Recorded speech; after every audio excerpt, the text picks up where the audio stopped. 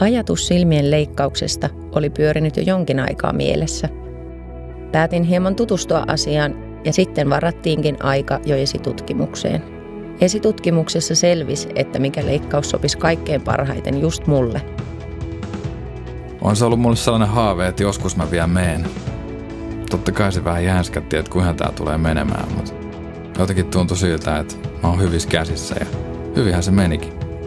Leikkaus kävi tosi nopeasti. Varmaan 10 minuutissa kaikki oli valmista. Leikkauksen jälkeen jo parin tunnin päästä pääsin kotiin.